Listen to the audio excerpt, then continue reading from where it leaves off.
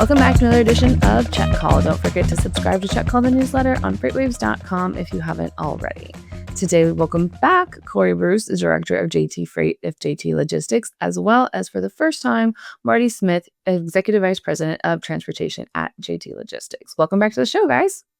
Thank you, Mary. Thank you. Nice to be here. So, Corey, we kind of know your JT Logistics story, but if for those that might not have caught a Reeds Cross America episode, do you mind kind of giving us a brief overview of kind of how you got started at JT Logistics, and then Marty we'll see how you got started there. Yeah, absolutely. So I started with JT Logistics 3.5 years ago. Started in our customer sales role, and then kind of worked up my way over to help with our asset fleet because we have our own transportation along with freight brokerage. Helped with that, established that, and then about 1.5 years ago, established into my role as the director of JT Freight to help JT work alongside Marty, launch our freight division and really grow that. So that's been an exciting role over the last 1.5 years, and we're excited to see where the future for JT Freight goes. I like it. Marty, how about you? How'd you get started here? Well, so Mary, I first started my career on the shipper side. So I spent some years on the shipper side prior to coming to the 3PL business. And I went to work for a company called Jacobson Companies here in Des Moines. Ironically, Corey and I still sat in the same building that used to be Jacobson Companies and is now the headquarters of JT Logistics. So after Jacobson, we were bought by XPO, and I stayed there for a little bit, and then ended up about 1.5 years ago coming to JT. Our owner, CEO Jamie Cord, and I go back probably 15 years. So Jamie and I had talked, Mary, over the years about me coming on board, doing something in the transportation arena. And the timing was just right about 1.5 years ago. So I came in, and I have the benefit of getting to work with Corey daily. I absolutely love that. It's always kind of interesting to see how people kind of first get into supply chain and then also ultimately stay in supply chain, whether or not they intended that as their original place or not. Yep, exactly. So today we're kind of getting into that really kind of the secret sauce that everybody wants to know, and that is how to, attract, retain those good carriers and really kind of hone and develop those relationships. So, kind of, we'll start with you, Marty, in your travels. What are some of those key things that really influence a carrier's decision to continue to remain loyal and partner with a 3PL or even a shipper? Like, what are those hallmarks that carriers are looking for? Yeah, Mary, good question, because it is so important in our mind to develop solid carrier relationships. So, from being one, we are a carrier, so we're an asset player as well. So we're always looking for those shippers that are carrier friendly, meaning they're going to get us loaded quickly, get us off their premises onto our lane or our route, and then finding their customers that do the same.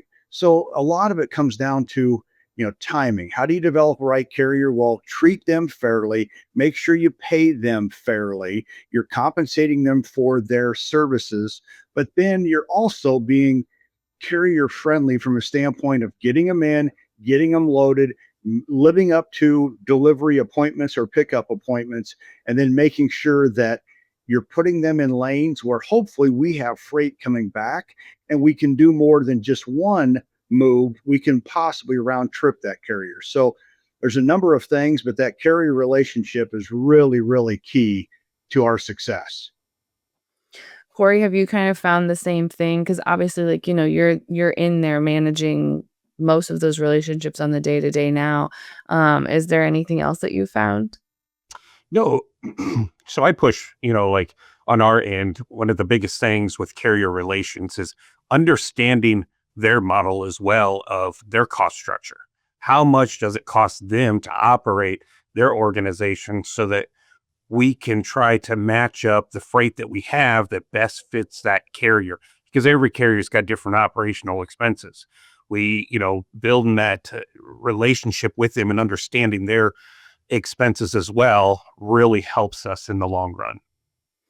I think that that's something that there's so many people that say, "Oh, carrier relationships are really hard," or, "Carriers only wanna keep it transactional in nature," which, to be fair, yes, as that most of the time in the beginning when you're first trying to testing out a shipper or a 3PL or a brokerage, you don't wanna go all in because you don't know what kind of person you're dealing with. So, there is that transactional nature, but also after they've done a couple loads for you, that's where you kinda need to kind of have that conversation of like, "Hey, do we wanna, like, maybe work together a little bit more, have a better relationship?" Because, it's, like, not rocket science, you know? Like, as long as you're nice to your carriers, are upfront and honest with them, like, if you know you've got garbage freight, you gotta just say upfront, "Hey, this is gonna suck.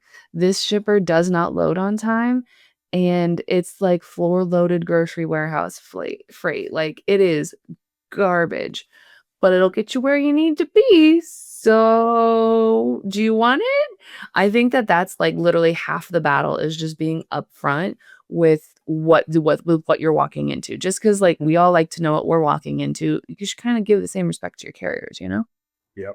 Mary, you are so right because we've had some loads this week that fell in that category where in our own trucks we were picking something up that we if we would have known who that shipper was, we probably would have said no thank you.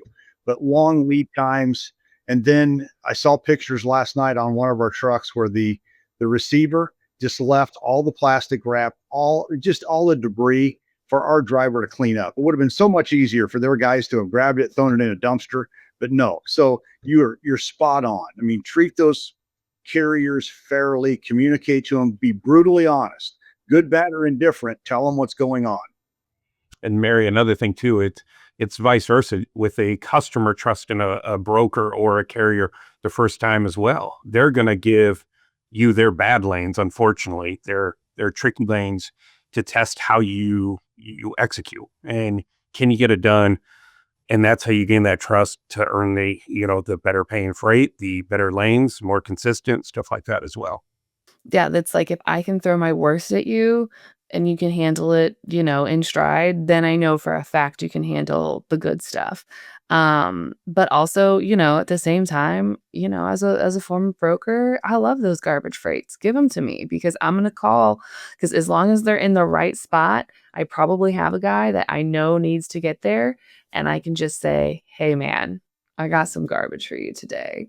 And oh boy, is it fun.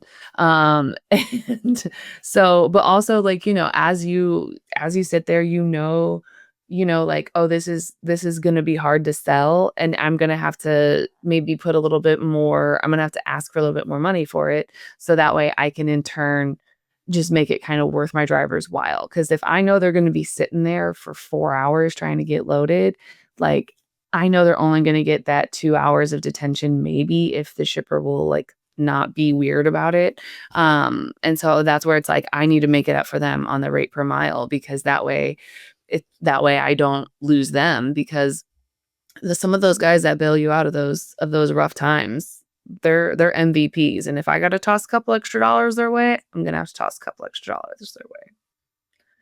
So that being said, we've kind of we've said like what they're looking for, and so it's logical to say that the inverse of that would be something that would make a carrier walk away.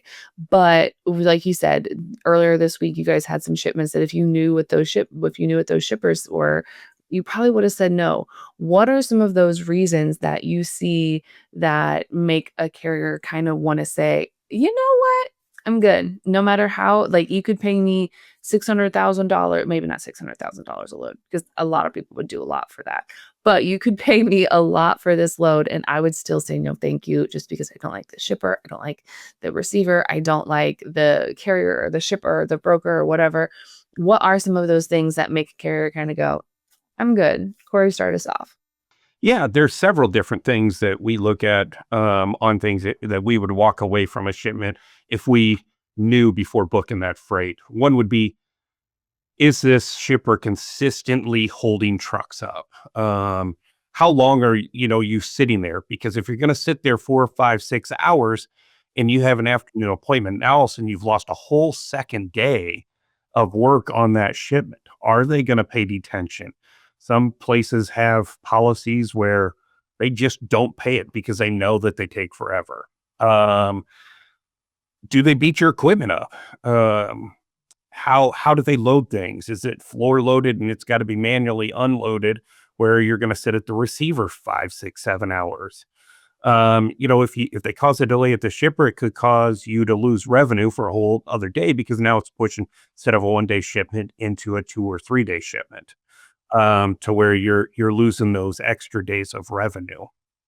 So there's a lot of things we look at to try to focus on good areas, and that comes down to us also knowing as on our asset trucks working with brokers to build those relationships on those lanes that do have good places to ship from that we know and build that relationship on the other side with that broker, so that we know that we can consistently get offered those lanes. Marty, what about you? What are some of your like immediate red flags for dealing with somebody?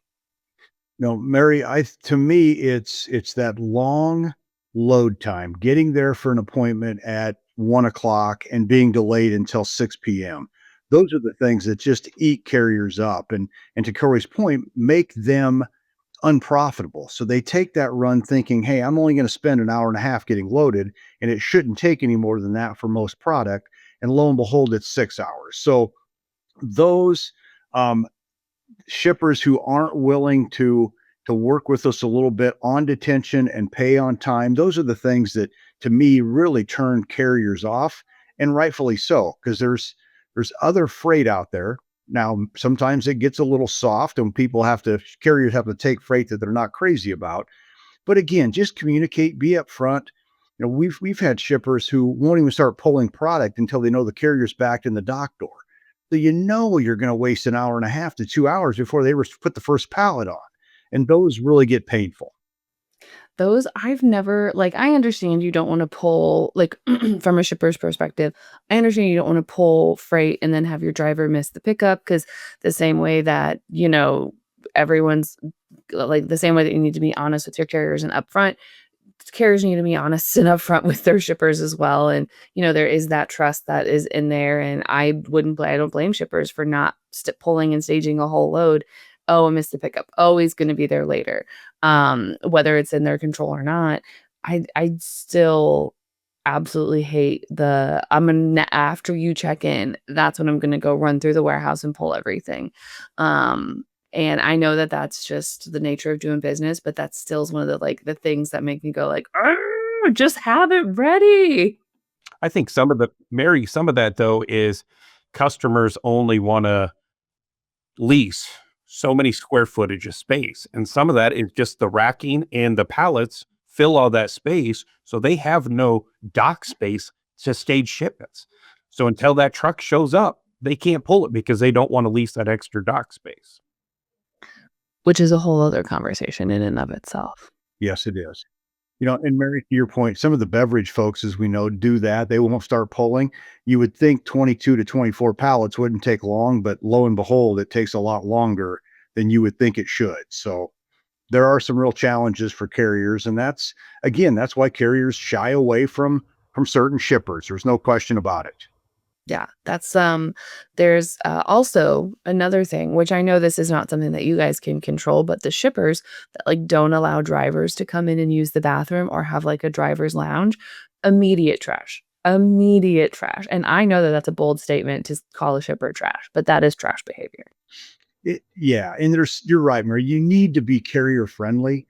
And I think about old warehouses that I used to operate. We just escort a driver because again, you don't want to pull off premises to go to the restroom, bring them in. If you don't have a driver lounge or restroom area, then escort them through the building and at least take care of Yeah. It's like the bare minimum. Just like I'm not saying you need to have like a masseuse or and like a full like aquatic center for them. Like just like but like a snick snack and like a couch would be great. them. Yep, absolutely. Anyway, that's my soapbox that shippers need to be better about that. But we're not here to talk about that today. So when it comes to, all right, so I have done maybe 3 or 4 loads with this carrier. They pick up on time. I like them. I would like to do more with them. I would like to kind of set up have a conversation to have a more long-term partnership. What are some of those things that I need to bring to that conversation that really makes that carrier say, "Okay, like, we've done a couple of those together. You're a pretty decent person. You're pretty like, you do right by me. You're honest, you're transparent, you pay on time and quickly." Um, what are some of those things that I need to bring to that conversation to really kind of say, "Hey, I'm worth that long-term partnership?"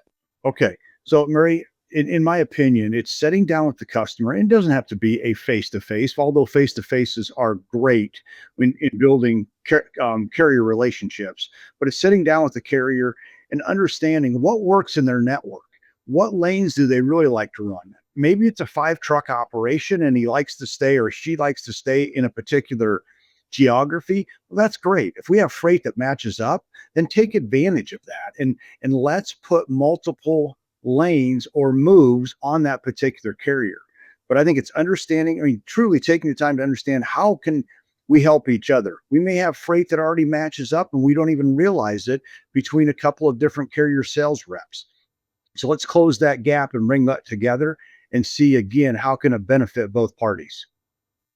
I absolutely love that. Corey, what about you? Is there something that you are like, if someone brings this to the conversation, I'm immediately sold? Well, I'm going to review obviously what they've already ran. Evaluate that. Is this your network, like Marty said?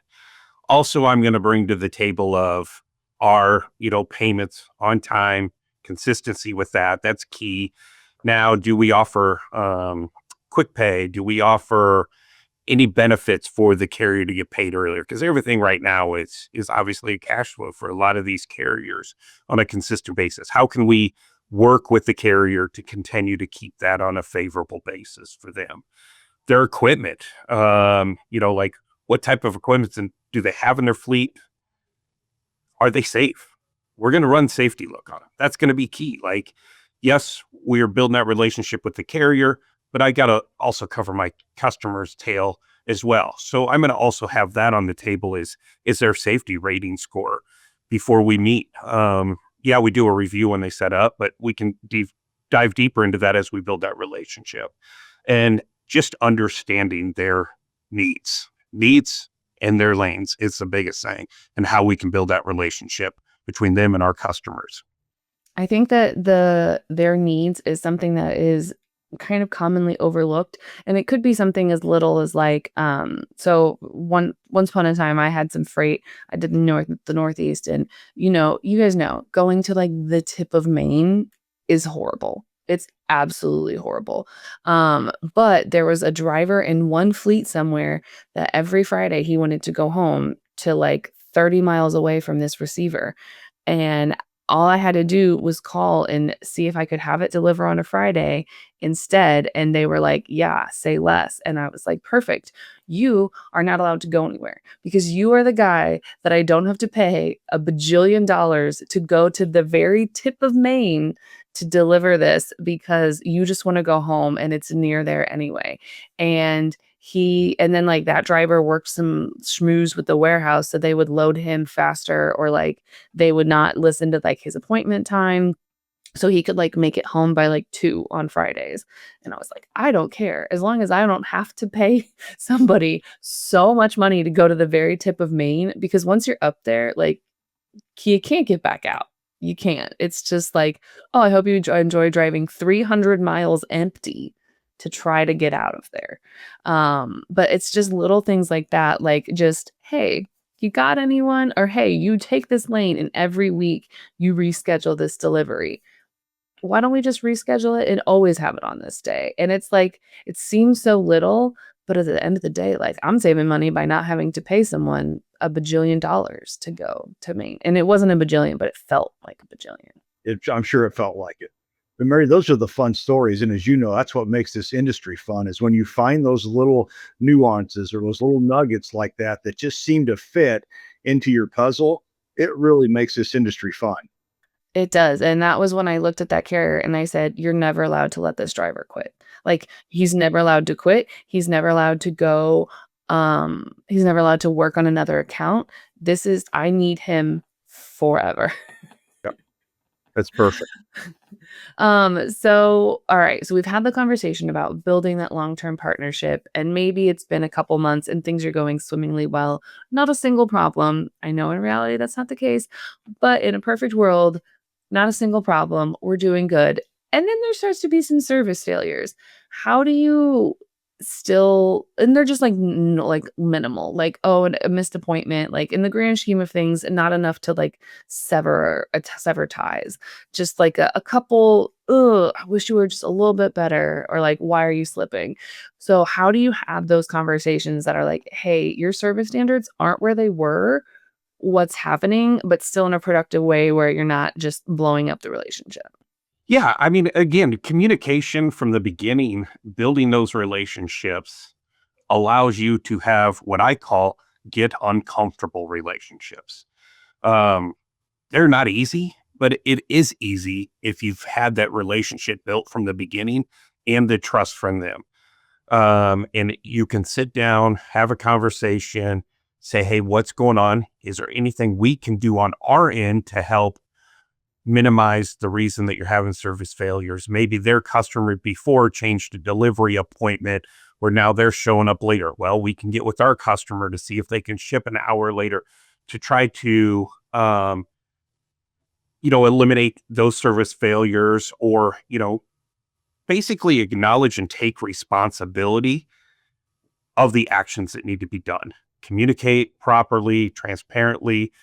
The trust is there already from the relationship building. So it's all right to have those get uncomfortable conversations to get back on track. If it really gets out of control, you put maybe a corrective action plan in place and see if those happen. And then after that, if not, then you just have to separate that and go find somebody else that can meet your needs. Yeah, Mari? So, Mary, and we all know in this industry, mechanical issues, tire blowouts, um, service failures are going to happen. Something's going to take place that's going to cause a an issue in the whole delivery process. But as Corey had talked about earlier, if as long as those carriers communicate and they're being honest, it's not a case where the driver stopped at the casino and decided to spend the night. Things like that we've all heard of and know they happen, but does not have service failures for things we can control because there's enough things that happen out of our control that as long as they communicate and they're being honest and they're being fair, we can have that tough conversation. To Corey's point, bring it to their attention and say, hey, you've had 3 in the last month, and this is throwing us below what the customer's expectations are for acceptable service. And then monitor it. I mean, monitor the heck out of it weekly and communicate. Most carriers get it. They don't like to have service failures. If it's things they can truly control, they will. If it's things they can't, such as mechanical, then they'll let us know that. But again, we've all been in this industry long enough. We know things are going to happen. It's just how do you manage those? And some carriers are smart enough to even come up with a plan. Hey, this truck's had a breakdown, but I can repower and do this. I'm going to miss my delivery appointment, but it's only going to be by 8 hours.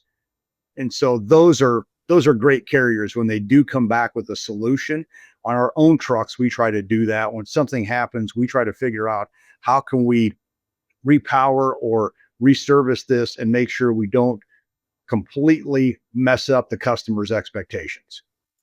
I I have there is this is a random funny story that just popped into my head while you were talking about mechanical problems that go wrong.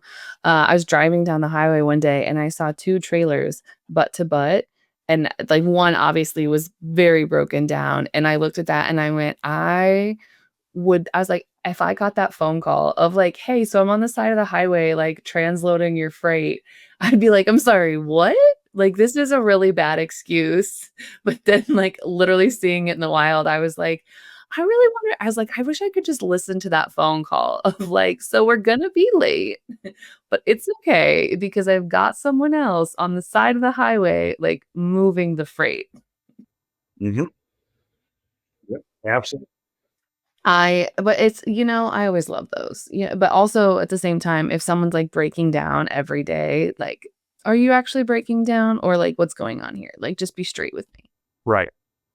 So, gentlemen, we have come to the end of our time together today, but there's a question that it's our new question to end on, if you will. And it could potentially be the hardest question that you're asked all day. So, what a way to start it. Um, so, Amari, I'm going to start with you. If you could build a house out of any food, what would it be? Wow. So, Mary, I think for me, I have to go with pasta. And my favorite is baked ziti, although it would be tough to build a house out of, unlike maybe lasagna. I would say pasta is probably the way I would try it. Okay, I like it. A good baked ziti. I mean, what else could one want? That'd be a perfect Midwestern house. Just stick it here and then maybe you'll have like a hot dish front porch or something. Yep, sure would. Corey, what about you? I have a massive sweet tooth, so I would probably say like gingerbread because then it's got frosting. You could put whatever you want into the frosting, like all your treats, and you could snack on those throughout the day off your house. I like it. Just like chisel out a piece of your like living room and just eat it after dinner. Correct. Or for dinner, I'm not your parent. I'm not going to judge if you have gingerbread cookies for dinner. We've all been there. Probably what I'd have to go with. I like it. Two practical choices. Very practical. So, Marty and Corey, if anyone has, a floor plan for a good big ZD house or a gingerbread house, or if they are like, hey, we're really struggling with, carrier relationships and just, keeping our carriers happy, where can they find you outside the show? Yep. So I can be reached at marty.smith@jtlogistics.com. Feel free to email. If you do have a question or an interest in talking, I'd be glad to shoot my cell phone number at that stage. So again, please reach out because we'd love to collaborate, see how, everybody has different ideas, different experience in this industry, Mary, as we all know, and we're always open to having those conversations. All right. And Corey, if anyone's got a sick gingerbread house recipe. Yeah, reach out to me. It's Corey, Corey .bruce@jtlogistics.com. Like Marty said, we're here to entertain any conversation, see where we can be an assistance. So don't hesitate, reach out. We'll love to talk to you. Awesome. Thank you guys so much for joining us today. Mary, thank Great you. day, Mary. You can find Check Call the Podcast anywhere you get your podcasts, like Apple Podcast and Spotify. Don't forget to check out all the other incredible FreightWaves shows, and don't forget to subscribe to the newsletter on freightwaves.com/checkcall. Heads up, we have a new FreightWaves group for you to check out. The Playbook, your roadmap to success in trucking. Built by Adam Wingfield, a 22-year trucking industry veteran, it's the comprehensive resource you've been waiting for. It's a one-stop resource for success. It includes a digital learning hub with step-by-step courses and training on compliance, finance, operations, and sales, masterclasses, which are bi-weekly sessions diving deep into the key areas of trucking and business growth. And there's the Long Haul Podcast, and you can hear from industry experts on growing your trucking business. And there's also a partner portal, which lets you connect with vetted industry partners to grow your business effectively. Check it out and see you on the internet.